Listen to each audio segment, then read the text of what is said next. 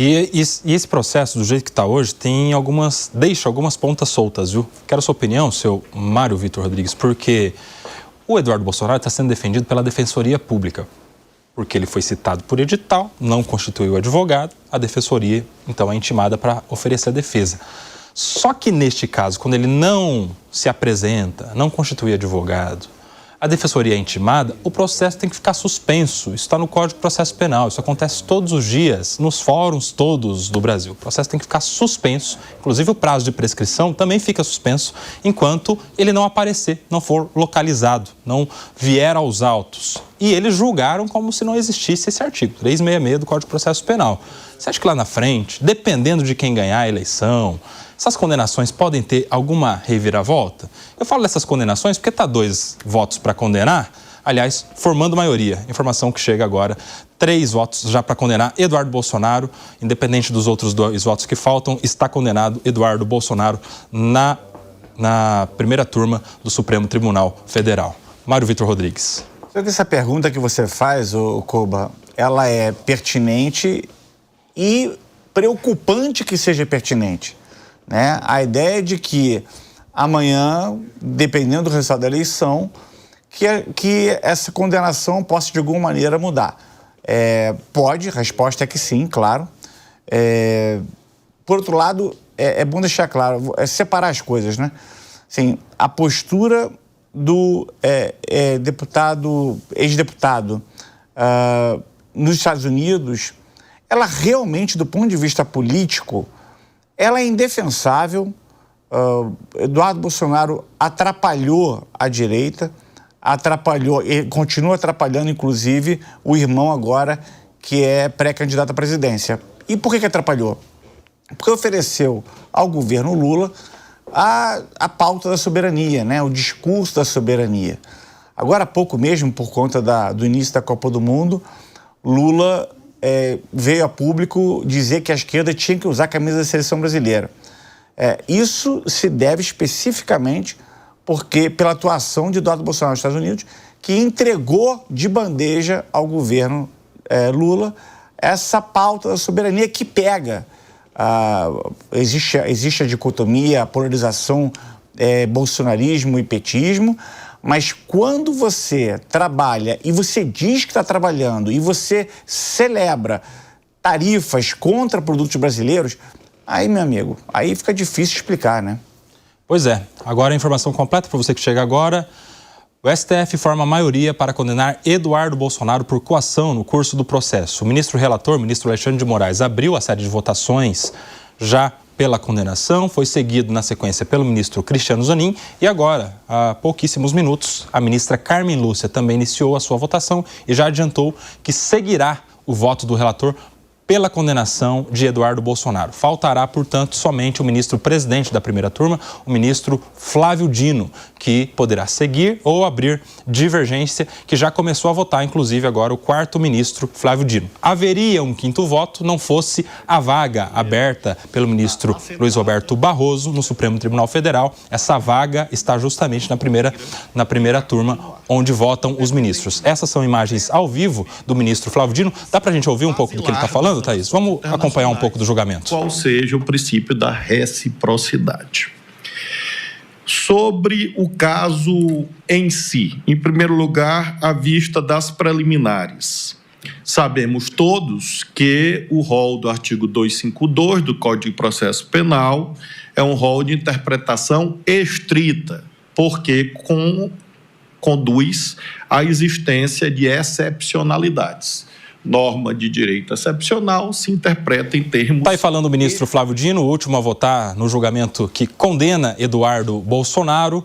A gente se lembra que são 4 votos, porque uma cadeira está vaga na primeira turma, e aí o empate seria a favor do Eduardo Bolsonaro. Em dúvida, pró-réu, em dúvida, pró-réu, que seria o empate. Mas agora já há 3 votos pela condenação, está condenado na primeira turma Eduardo Bolsonaro por coação no curso do processo, depois da sua ida aos Estados Unidos e das retaliações americanas ao governo brasileiro pelas taxações e as aplicações da lei Magnitsky, que é o ministro Alexandre de Moraes. Isso tudo foi entendido como coação. Está condenado Eduardo Bolsonaro na primeira turma do Supremo Tribunal Federal. Deixa eu ouvir o Vitor Antum. Estamos sem o áudio do Vitor Antunes, a gente vai normalizar o contato com ele, daqui a pouco ele fala mais. Pode falar, Vitor, já ajeitamos por aqui. Não pode falar, não deu certo. Daqui a pouco a gente volta com o Vitor Antunes. Fala, Zé Maria Trindade, essa novidade, condenado Eduardo Bolsonaro. Pois é, o ministro Flávio Dino, que deve votar pela condenação também, ia explicar exatamente essa parte do Código de Processo Penal, né? De alguém que não apresentou uma defesa, não foi localizado, mas todos os juízes entendem que ele sabia que estava sendo citado e ele falou que não ia responder. Essa história do advogado dativo, que é o nome, né, Kobayashi? Isso é comum nos tribunais. Um juiz pode pegar um advogado no corredor e falar, vem cá, e entregar o caso para ele e tocar o processo adiante. Isso já aconteceu em várias oportunidades. É uma estratégia que eu entendo também, assim, que não é boa, porque a coisa vai andar. Só dá uma atrasada e deu uma atrasada, mas continua andando. É melhor se defender, é melhor assumir o processo, né? E mostrar a sua versão, até porque poderia ser videoconferência o depoimento dele. Mas, de qualquer maneira, é um processo, assim, desse rol aí de processos diferentes ou meio estranhos no Supremo Tribunal Federal. Fala, Mário Vitor Rodrigues. O Zé matou a charada no final quando ele diz que é mais um processo estranho. E é estranho mesmo. Infelizmente, a gente não consegue enxergar hoje em dia a Suprema Corte como um braço isento.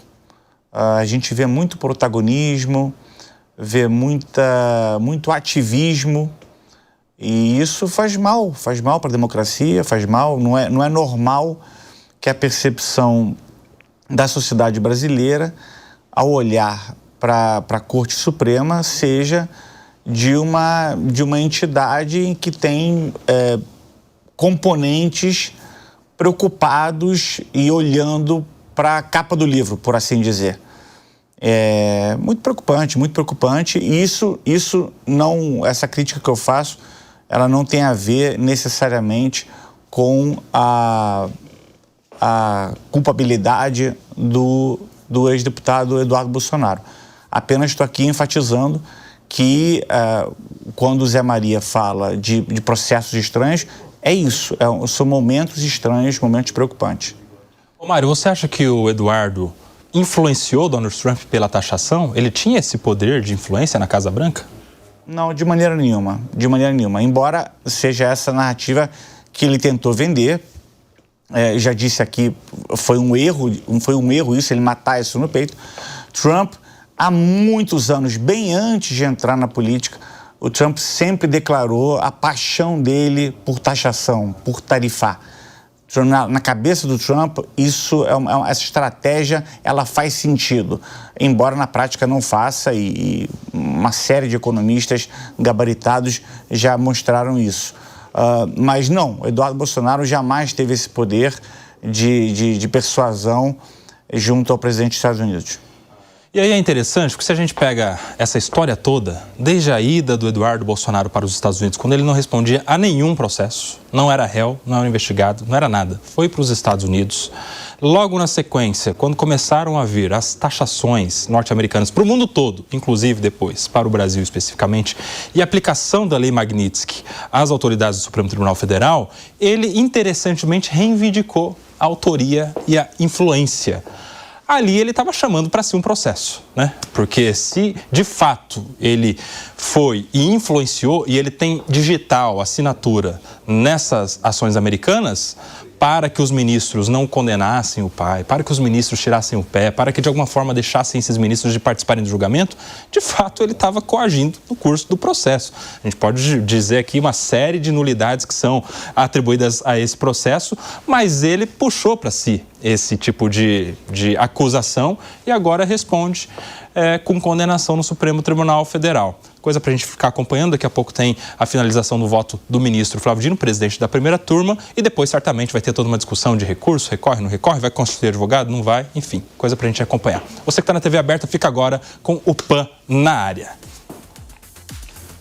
Para você que está na TV Jovem Pan News e nas demais plataformas, seguimos E eu quero chamar aqui também a opinião do Vitor Antum, que não falou ainda a respeito disso. Fala aí, Vitor. Espero que o áudio esteja ok agora, Koba.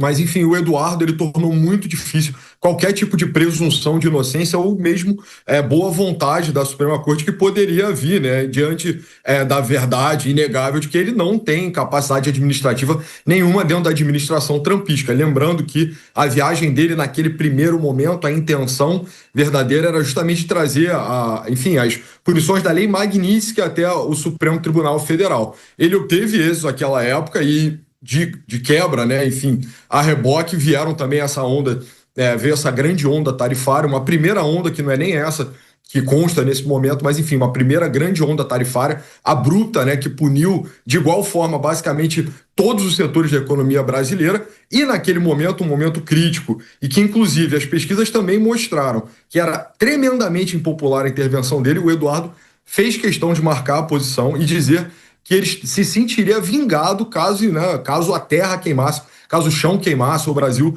fosse punido, ele estaria se sentindo devidamente vingado. A partir dessa declaração, no curso desse processo, eu imaginava realmente que seria muito difícil qualquer tipo de absolvição. E eu destacaria também que esse processo, particularmente, ele é estratégico, né? Ele faz sentido, principalmente em termos narrativos, como um contraponto ao processo que o Eduardo, e aí sim eu acho que dessa vez tem influência sim, né? Mas no processo que vai contra o Alexandre de Moraes, né, movido contra a infração de leis de liberdade de expressão lá em território americano. Então, meio que acontece como uma contenção, né, um contragolpe ou algo do tipo, e é importante destacar que a Suprema Corte se manifestou, né, tem se manifestado desde o início do ano com um tremendo esprit de corps, né, eles se mostram muito unidos na defesa institucional da Corte, e isso tem permitido, né, tornado particularmente fértil esse tipo de decisão criativa, né? Como os colegas têm muito bem colocado. E essa não escapa, mas ao mesmo tempo também não surpreende, o que eu acho que ficaria bem claro também no segundo momento, caso, né, numa presidência do Flávio, que reverter essa decisão também se mostraria impopular, né? Nesse caso, especificamente, o povo brasileiro, em sua maioria considerável, está sim do lado do STF. Interessantemente, a gente tem uma divisão, né, de popularidade, rejeição entre Flávio e Eduardo. São personagens bem diferentes, apesar de irmãos e serem ali membros da família Bolsonaro.